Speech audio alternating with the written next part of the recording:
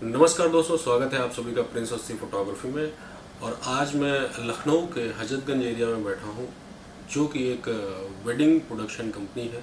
वहाँ पर मैं बैठा हूँ और आज हम आपको एक बहुत ही इम्पोर्टेंट पर्सन से मिलाने वाले हैं, जो कि इस वेडिंग प्रोडक्शन को रन करते हैं और काफ़ी सक्सेसफुली रन कर रहे हैं। और मेरा मोटिव ये था उन्हें आप लोगों से मिलाने का, क्योंकि उनसे आप ये जान सकते हैं कि किस तरीके से अपने बिजनेस को बिल्ड करना चाहिए, पहली बात।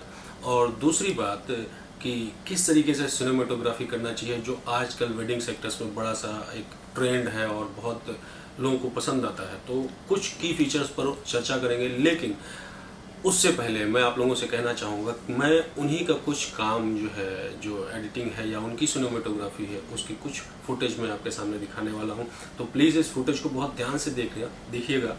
और उसके बाद इस वीडियो के ख़त्म होने के बाद, इस फुटेज के ख़त्म होने के बाद, मैं डायरेक्ट आपको उनसे मिलवाऊंगा और उनसे रूबरू करवाऊंगा, बात कराऊंगा किस तरीके से अपने बिजनेस को ग्रो करना चाहिए या सिनेमेटोग्राफी और एडिटिंग में आप बेहतरी किस तरीके से हासिल कर सकते हैं। चलिए फिर वीडियो देखते हैं, उसके बाद चर्चा करेंगे।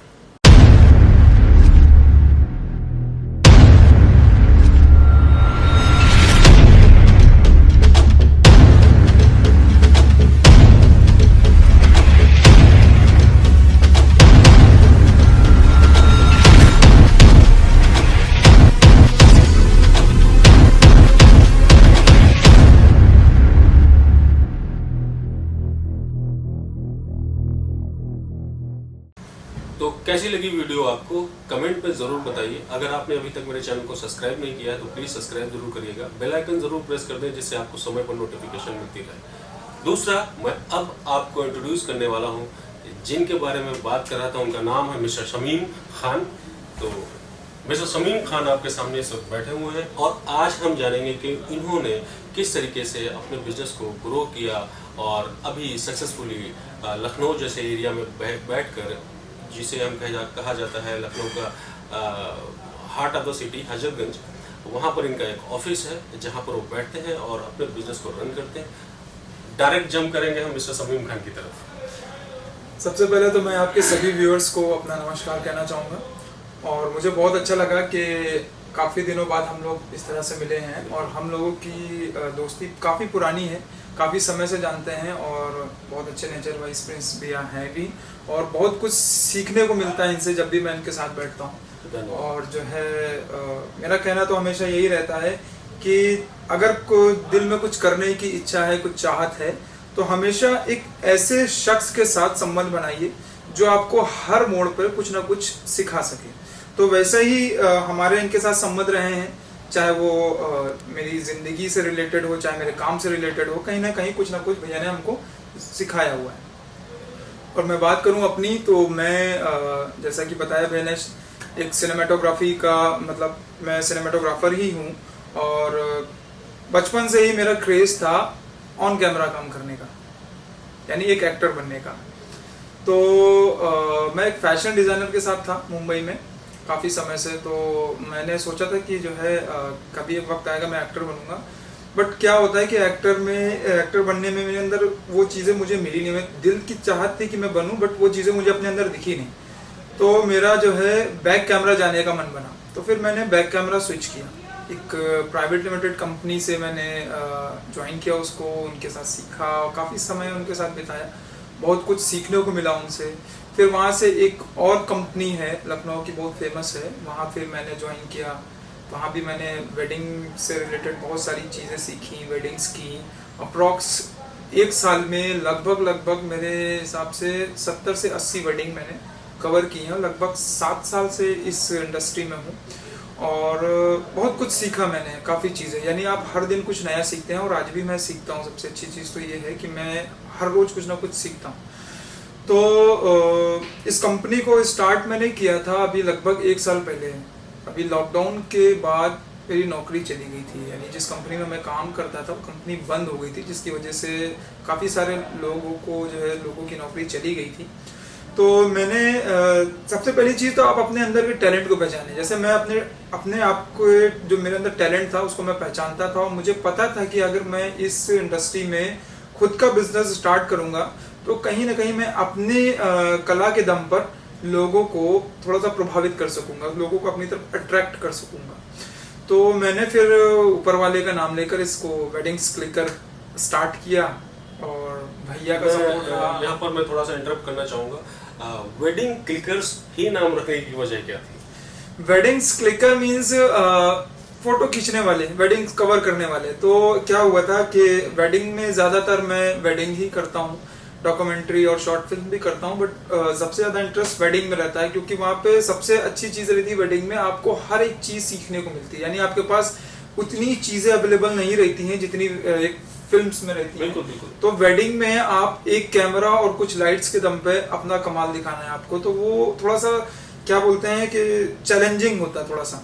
यहाँ पर बिल्कुल आपने सही कहा, जैसे कि हम कोई शॉर्ट फिल्म अगर बना रहे हैं तो हमारे पास एक स्क्रिप्ट होती है, लाइटिंग होती है, डीओपीज होते हैं, एडिटिंग का पैनल होता है, बखूबी हम उसे काम को अपने इन्हेंस कर सकते हैं या दिखा सकते हैं। लेकिन आप वेडिंग सेक्टर में जब काम करते हैं तो हर चीज़ आपको अकॉर्डिंग टू सिचुएशन चलना पड़ता है। हो सकता है आपके पास लाइट के इक्विपमेंट इतने बेहतरी से ना हो या टीम वर्क इतना अच्छा ना हो, तो ऑन लोकेशन जिस तरीके का माहौल होता है उसमें हमें ढल के काम करना होता है। अब यहाँ पर डायरेक्टली मैं जंप करूँगा, और ये बहुत लोगों का मेरे पास सवाल आता है कि सिनेमेटोग्राफी किस तरीके से शुरू की जाए या उसमें क्या की फीचर्स होने चाहिए। तो यहाँ पर मैं आपको बोलूँगा कि अगर मेरे व्यूवर्स को या जो लोग देख रहे हैं इस वीडियो को, उन्हें आप अगर सिनेमेटोग्राफी के बारे में कुछ 4 या 5 कुछ पॉइंट्स ऐसे बेसिक पॉइंट्स अगर बताना चाहें तो क्या बताना चाहेंगे? देखिए, अगर आप वेडिंग सिनेमाटोग्राफी करना चाहते हैं तो वेडिंग सिनेमाटोग्राफी के 5 बेसिक चीज़ें हैं, उसको माइंड में हमेशा रखना चाहिए। सबसे पहले जब आप वेन्यू पे पहुंचे तो पूरे वेन्यू को अच्छी तरह से देखें कि आपका जो मेन पार्ट होता है कपल शूट, वो आप कहाँ पर अच्छा कर सकते हैं। सेकंड चीज़, स्टेज मतलब वेन्यू चेक करने के बाद जहाँ पे आपके ब्राइड एंड ग्रूम बैठने वाले हैं वहाँ पे लाइटिंग कैसी है, और अगर लाइटिंग गड़बड़ है तो अपने हिसाब से लाइटिंग को आप करवाएं वहाँ पर, और बता दें कि भैया इस टाइप की हमें लाइट चाहिए, वो आपको मिल जाएगी। तीसरी चीज़, ब्राइड एंड ग्रूम जो हैं उनसे बिल्कुल फ्रेंडली हो जाइए। यानी वो क्या होता है कि जब आप ब्राइड एंड ग्रूम से मिलते हैं तो वो आपको उतना अच्छे से नहीं जानते हैं, जिसकी वजह से वो आपकी बातों से थोड़ा सा या फिर कैमरे को देख कर थोड़ा सा नर्वस हो जाते हैं। तो जब आप ब्राइड एंड ग्रूम से फ्रेंडली हो जाएंगे तो वो आपकी हर एक चीज़ को अच्छे से समझेंगे और अच्छे से जो आप बताओगे वो सब चीज़ें कर पाएंगे।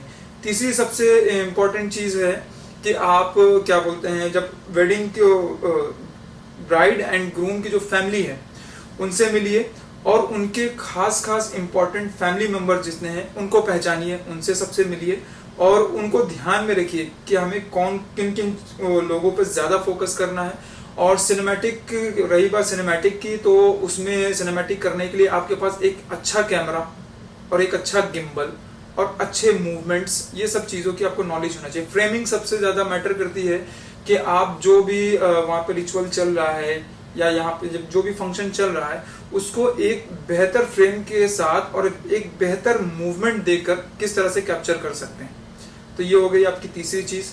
चौथी सबसे इम्पोर्टेंट चीज़ जो आपकी है वो ये है कि आप किस कैमरा सेटिंग पे काम करें, अपनी सेटिंग्स पे ध्यान दें कि आपको क्या होता है कि वेडिंग्स में मोस्टली स्लो मोशन की रिक्वायरमेंट बहुत ज़्यादा होती है, तो अपने फ्रेम रेट्स का ध्यान रखें, अपनी सेटिंग एंड लेंसेज पे ध्यान दें कि आप कौन सा लेंस किस ओकेशन किस फंक्शंस के लिए आप यूज़ कर रहे हैं। आप जैसे ब्राइडल कर रहे हैं तो आपके पास प्राइम लेंस होना चाहिए, आप जब किसी ब्राइड एंट्री या ग्रूम एंट्री कर रहे हैं तो आपके पास वाइड लेंस होना चाहिए, डेकोरेशन कर रहे हैं तो वाइड लेंस होना चाहिए। इस तरह से लेंसेज का ध्यान रखें। और पांचवी सबसे इम्पॉर्टेंट चीज़ है कि जब आप कपल शूट के लिए जाएं तो अच्छी लाइटिंग्स का इस्तेमाल करें और कभी भी कॉपी शॉट्स ना करें, क्योंकि कॉपी शॉट्स में क्या होता है कि आपका माइंड मेकअप हो जाता है कि भाई हर वेडिंग में आप जाओगे, मैंने वहां ये किया था तो मैं यहाँ भी वो करूँगा, मैं डिफरेंट क्या कर सकता हूँ। तो उसके लिए जरूरी है कि हर बार कुछ नया पर्सपेक्टिव आप सोचें और उस पर अमल करें, काम करें। आप चाहे कैंडिड फोटोग्राफर हो या सिनेमेटोग्राफर हो, तो एक स्टोरी लाइन आपको लानी पड़ेगी हर बार कुछ नया करने के लिए। अब अगर मैं ये तो बात आपने 4 से 5 फीचर्स बता दिए कि अपनी जो आपके ब्राइड एंड ग्रूम हैं उनसे घुल के मिल के काम करना चाहिए, लेंसेज की प्रॉपर जानकारी होनी चाहिए कि कहाँ पर वाइड, कहाँ पर टेले और या कहाँ पर प्राइम लेंसेज का इस्तेमाल करने, और डिवाइड कर देना चाहिए हर चीज़ को पार्ट्स में कि इस तरीके से ये हम स्टोरी बिल्डअप करेंगे।